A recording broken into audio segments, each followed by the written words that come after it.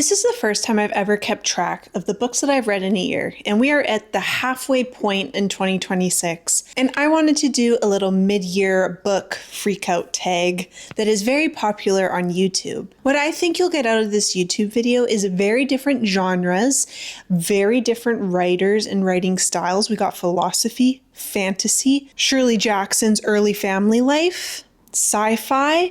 It's been a good start to the reading year. And if you're new here, hey, I'm Kat Reads the Library. I am just wanting to create content around books because I love talking about them. I'm taking some literature courses in college right now, trying to find a new path in life, and I've loved reading for a very long time. So to study it now and to understand the tropes, themes, why these books matter has just been so exciting for me and really fulfilling, actually. And I get very excited to make content around them. So if you're interested in analyzing texts a little further than just, I enjoyed this, I didn't enjoy this, while also getting some reviews, learning new vocabulary so we can broaden our word bank, I think you should hit subscribe. You and I can learn together, and I think that is something that's maybe missing from the internet. So I'll be talking about the different books that I have read for the first half of 2026. I will give a little brief overview, what I thought about them. Spoiler, I liked most of these books because I chose them, because I wanted to read them. All right, let's get going. We're starting with one of the first classic literature books that I have ever read, and that is Emily Bronte's Wuthering Heights. I read this book because I wanted to see the movie. You know, it has very popular actors right now, and there was a lot of hype around it. And right away, people in the book community were not happy with what happened with the trailer. So I thought, you know what? Maybe I will read the book too and see where they're going astray here. Now, I have always been a little nervous to read classic literature just from a vocabulary standpoint. It's a little bit of a different beast in how they describe everything. And one example I remember is learning that Catherine Henshaw, I already don't remember Earnshaw, forget their last names, but that she's pregnant. And the way that Nellie describes it, I had to reread the page. What do you mean she's pregnant? It doesn't come out right away. Oh, she's pregnant. It's like floaty words where it kind of dances around what's happening. And maybe if you've read a lot of classic literature, you don't find that. But for me, it was just sometimes hard to get into. But then as you keep reading, you just get used to the writing style, which is really nice because I want to read more classic literature. I'm going to be picking up Sense and Sensibility by Jane Austen to read before the new movie comes out of the same title in September. So very excited. The second half of the book was actually my favorite. We have the first Catherine Earnshaw, and then, I'm not going to spoil anything for you actually, but the first and the second half in the book are different. And I loved the second half in the book more. These characters are gritty. They're mean. They're evil. One is hell-bent on vengeance. But I understand why this book has prevailed through all these years and is considered a classic. It makes you think about these people, about love, possession, and our choices in life, whether we pursue love or comfort and wealth. My favorite fantasy writer, pretty sure favorite, Brandon Sanderson. Tailored Realities. I believe this came out in December, and then I started reading it probably around February or March. Now, this is a collection of his short stories. All of these short stories have the theme of how our realities can be manipulated, usually for the worse. It gives mistrust and what is this for? Sometimes I found there was some really short stories and I wanted more from them because they were just so good. I wouldn't say that's a knockoff from the book at all. The way Brandon Sanderson writes characters, it makes me care for them and just want to hear more about them and their emotions and their journey. There is almost like a full-length book in the back. I believe it's 100 pages. If you're new to sci-fi, I think that is a great book to pick up because it's not overly sci-fi where you don't care. I read one called A Memory Called Empire, hated it, did not like this book. And I don't know if it's too deep in the sci-fi themes and lore, whereas Tailored Realities I was really able to sink my teeth into. It kept me interested, and like I said, the characters, you cared about them and wanted to read more. And if you're not new to my channel, you might be sick of hearing about this author and this book. Shirley Jackson's We Have Always Lived in the Castle. I have spoken about this a lot. If you're new here, this is a classic Gothic novel. It has themes of madness and family lineage, decay, death. It's a shorter book, probably like 150 pages. And if you read it for the plot, you're going to miss a lot. It's how these characters react to items in the house. It's how they react with new invading characters in the home, which will illuminate why things happen the way they did. It's how Mary Cat sees something in green and then how it truly is, which is on fire. There is a little cat, Jonas, which I think shows Mary Cat's softer side in that she does care for innocent and comforting maybe humans and creatures. I have lots of videos on this book, so I don't want to bore you too much with it. I will put some in the description box down below if you want to hear about them. Otherwise, let's move on. But we're moving on to another Shirley Jackson. Okay, so Shirley Jackson's Life Among the Savages. This is her details about raising her children. And her children are hilarious, just like Jackson loves to do. Is about small town America, interactions she has with her son's bullies, mom, and her husband, how she gets treated when she goes to the hospital to give birth to one of their children. Someone checking them in says, "What do you do, like as a profession?" But she's like, "I'm a writer." And then the person checking her in is like, "I'll put homemaker." It's written in the 60s, I believe, or the 50s. Jackson is smoking while she's pregnant. It is a time traveling book, let me tell you that. There's cats in it, and you definitely see some of the humor in Jackson's writing in her other books. Parts of Hill House, The Haunting of Hill House, are hilarious. And her kids came out with some of her unpublished stories. I don't know what year they did that, but it just sounded like a fun family. I've had people say that's not really their type of book that they would like to read, but it's funny and it gives insight to who Jackson was as like a mother and a writer and a lady. And I really enjoyed that, and I will gobble up anything about Shirley Jackson. I wish we could be best friends. Another book you probably heard a lot about.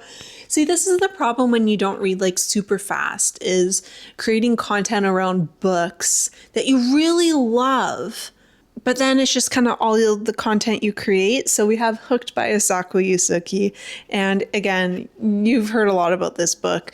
And why I loved it is just the questioning of what these characters did and how I have had those experiences maybe in my own life with people or family. And why I think you might like it is the characters are insane. They do crazy things. And it just comes to this pressure point near the end. And it might have a bit of a like fizzle out. I could see some people saying that. But really, I think the open-ended ending is not always something you get to experience and enjoy, and I enjoyed that. I haven't read Butter yet. It sounds crazy. A murderous chef So I will probably be looking into that some other time because I am full with books I want to read. All right, let's get to the next one. So we have LaRose by Louise Erdrich. Now, this book was the novel that I got to read in an Indigenous literature course in college. I remember seeing that cover in bookstores. You know, the roses with the flames. I have been so lucky with college professors just picking really great books to read in the course. Every book that I've read in my literature courses has just challenged what I've read in the past in terms of like expanding my mind. It's not something that I've read before, and it's exposing me to different writing styles, but also different viewpoints. How do I describe this book? It's a tragedy, and it happens on the very first page that affects two families. And once that tragedy happens, how do you move on from it? How do you heal wounds? That is not just for the individuals, but for the community. That's been something I've really enjoyed diving deeper into, is Indigenous community and how healing is so different than a lot of Western culture where the person is removed. And what does reciprocity mean? What does religion mean, and spirituality and like, visions? Now, this book spans a lot of different times. We kind of have, I believe, like 1998, and then we go back to the 60s, and then I believe it's 2003 and around that time. And these two families, people in the community. There's a lot of characters in this, but it doesn't feel overwhelming. You always know who they're talking about. It's deeply moving. At times, it's a little difficult to read, not in terms of being bored or not enjoying the story, but just dealing with tough subject matter and being exposed to stories that maybe a lot of us aren't. I think that was one of my favorite parts about the book, was healing through spirituality. And like I said, it's on the back cover, I'm pretty sure. So one of the characters is out hunting on the property and shoots a deer. But when he gets closer, he sees that it's actually the next door neighbor's young son who he has killed.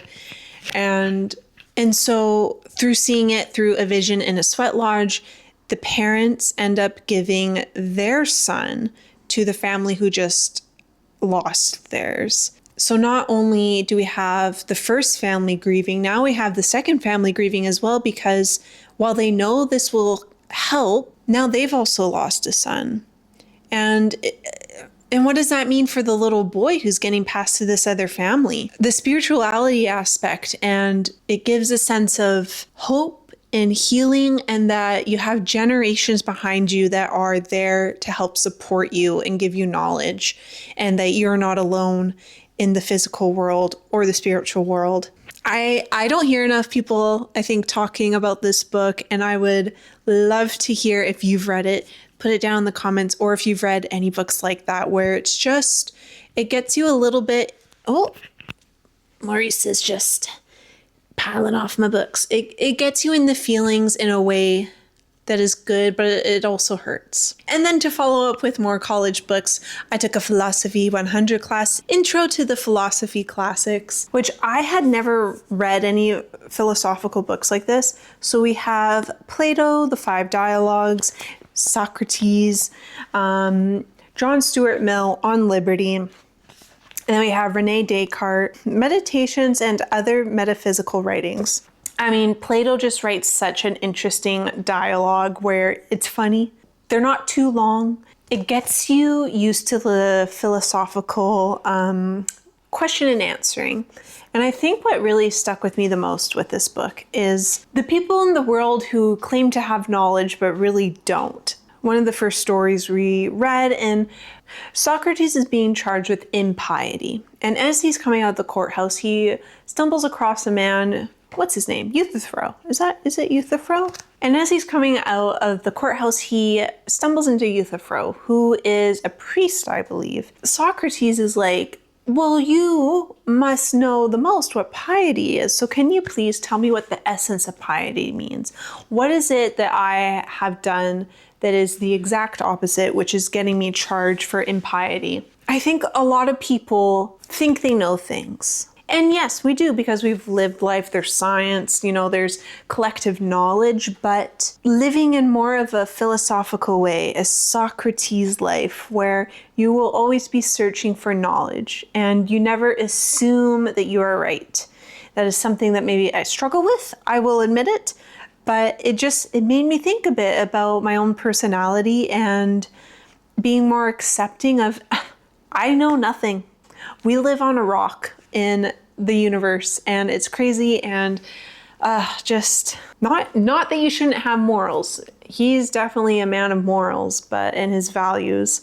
I think this would be a great place to start if you're ever interested in reading something that a Philosophy 100 class would. And I'll go through these kind of quick because I feel like a lot of people won't be interested, but we have René Descartes' Meditations. This allowed for the scientific revolution, which is actually my favorite genre. The gothic always loves to have a counterpoint against. It's like, no, everything can't be explained with science. Sometimes it's just ghosts and madness. In a haunted house. But at the time, the church was prosecuting people who were saying the earth is actually round and the earth is not the center of the universe. And René Descartes really was able to come up with the arguments as to why the church shouldn't be killing these people or putting them in jail. And his conclusions were, if God is so perfect, how could I ever perceive a thought that God didn't already know or that God didn't already put there? That's not a great interpretation of what he said, but that's the gist. And while I struggled reading this one, I found it took me a long time to get through the pages. He repeats insofar as so many times where it actually started to make me mad. I had to skip ahead. I was like, nope, that word's coming up. Go to the next. But he was really able to allow science to exist for us, and just how needed people like this, I think, are in any time point. Ooh, and I just talked about this book recently on Shorts, John Stuart Mill on Liberty. He has written a lot of different books. Subjection of Women. I'm actually kind of interested to read that. And I just really enjoyed reading about him believing everyone should be able to live an authentic life where they pursue what they want to live a good life.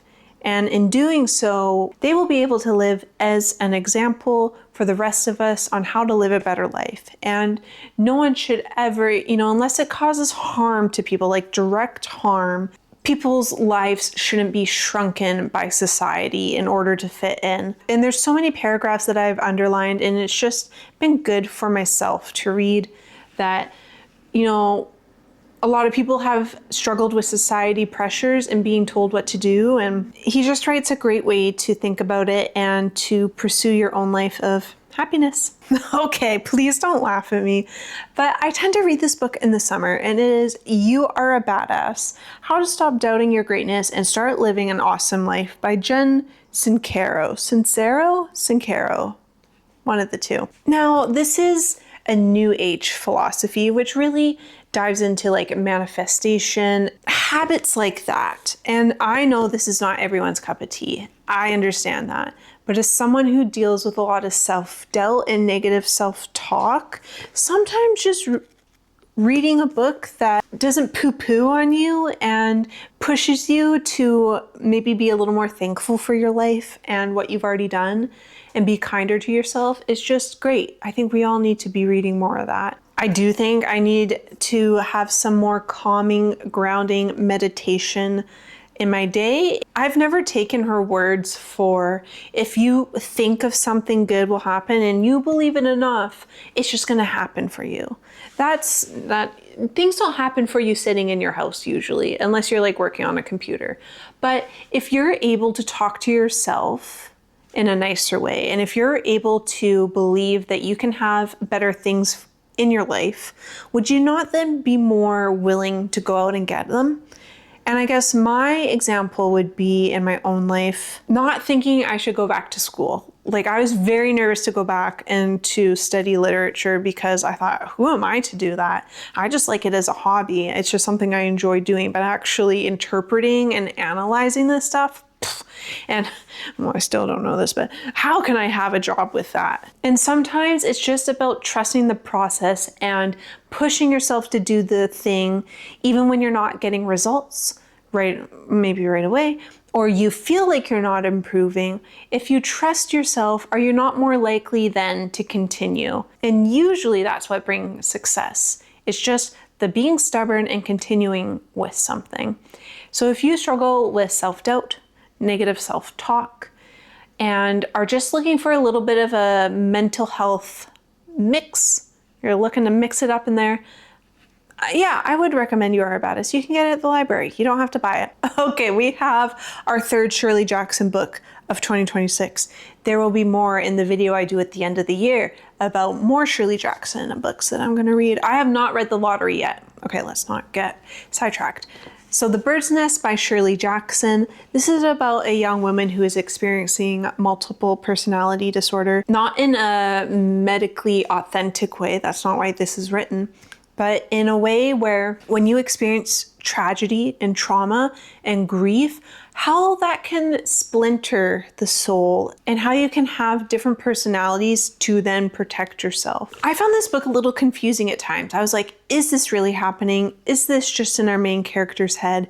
Which makes the text a little bit of a labyrinth. And that's something that I learned in my Gothic course, the best course I've ever taken in my life, that when the character is experiencing confusion and like they don't know themselves, it's almost like they're trying to find themselves in a maze, right? And sometimes that comes out in the novel too for us, where we're having to find our way through the novel and maybe back out of it. You get to read from the main character's point of view, you get to read from the doctors, from the aunts. So it was great to see these different characters and how they viewed our main character. What's her name? Elizabeth. I wouldn't say this has been my favorite Shirley Jackson novel. I don't know if I were to pick this one up first that I'd continue reading with them all. Hill House has been the absolute top tier. I will probably reread that this fall because I love it so much. But Shirley Jackson is just so incredibly smart with her references and what she is putting in with her words. And I think sometimes it might go over my head, and that's okay, but you should still check it out. And again, another absolutely classic Gothic novel. We have Daphne du Maurier's Rebecca. I have also made a lot of content on this book, mostly in shorts, I believe. I actually watched the Netflix movie the other day, and it was not as good. I didn't get the angst and the anxiety that I definitely get at the end of this book. The tropes are masterfully done.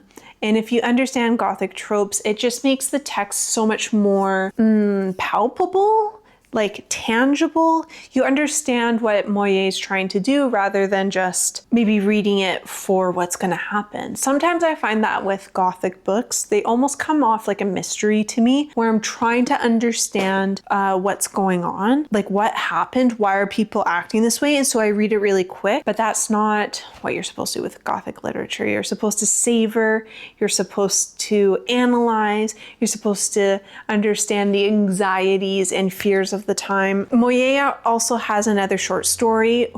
Moyer also has a short story called The Apple Tree, which deals with the death of a first wife. I really loved that short story. It's really creepy, eerie. Yeah, I would love to read some more by her because I think she's a really interesting author. And obviously, like, this book has never been out of print, allegedly what I read on Netflix. But if you're looking for a Gothic novel, I think you'd really enjoy that. Okay, we're at my last book now. And you know what? I'm not totally finished there. I still have like, oh my God, probably 100 pages. Holy man. This book just keeps going and going. We have The Raven Scholar by Antonia Hodgson. Now, I picked this up in a book haul recently. I'll also probably try to link that in the description box. Are you still watching this video? Let me know down below. I'd be interested to see what you thought of it. So this is the first, I read sci-fi, but this is the first fantasy book that I've read this year. And I think in 2025, I got a little tired of fantasy. I read the Fearless trilogy. Is that even what it's called? And that also deals with games. There's games in this book as well. I was just rereading a lot of the same tropes and like romantasy and it wasn't hitting anymore. I don't know if it's because there's been such a push by the publishing houses to follow these certain tropes. I have no idea how that works. That's just me speculating, but I got a little bored and actually pretty let down because some of these books, after you're reading such great literature, to read some of the books nowadays is a letdown and not worth it. Especially for the price of books. Oh my God. So what I'm really enjoying about The Raven Scholar is it's a big fantasy theater. There are a lot of different characters. The writer is planting some things for the future. You can just tell that it's going to come up in books 2 and 3. This is going to be a trilogy. Only the first book is out. I bought it because I really like ravens. I sit outside in the morning and listen to the crows. I know they're not a raven, but they look similar. There was also a write-up in the bookshop that I bought it at saying they loved the story and was pulled in right away. And I will admit that has absolutely happened to me too. There are some really, really great twists that I never saw coming. And it wasn't a twist like, oh, that can never happen. Like you're just putting that in there. No. These were good twists. Sometimes some of the mystery, like our main character is having to solve a murder, it didn't feel plausible how it ended. I was like, oh, this is done, but we're dealing with gods, we're dealing with the throne and who's going to be the next emperor. We're dealing with crazy dragon people. And there's a lizard called Pink Pink. Is it a lizard or a gecko? Some sort of lizard creature. So if you've had some of the same reservations that I have had, where fantasy, even though it really got you into reading, maybe from the beginning or recently, like fantasy totally took off in 2022, 2021, at least online.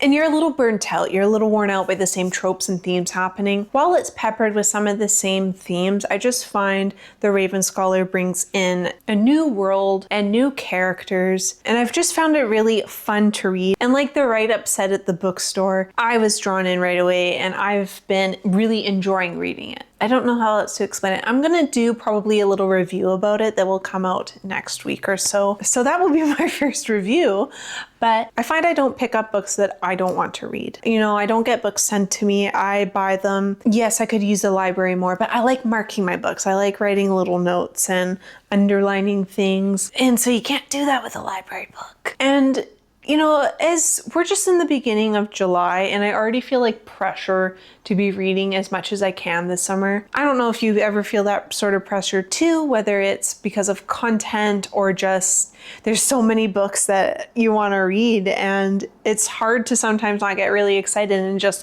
binge them all. Like for me, this is a lot of books to read while still enjoying. Anyways, I should probably wrap this up because I have been yapping for a long time. My mouth is starting to get dry. If you liked this video, I'd really love to get a thumbs up and a comment. Subscribe if you haven't. And if you do that, that helps YouTube push my content out to other viewers so we can get more friends and chat more about books. Thank you so much for watching literally any of my videos. I appreciate it so much and find it incredibly interesting that anyone would listen to anything I've got to say. So I hope you are reading such a good book. And if you are, let me know in the comments. That's what I love to do. I have the biggest list going right now. It is a little intimidating, but I will see you in my next video and I hope you have a great day.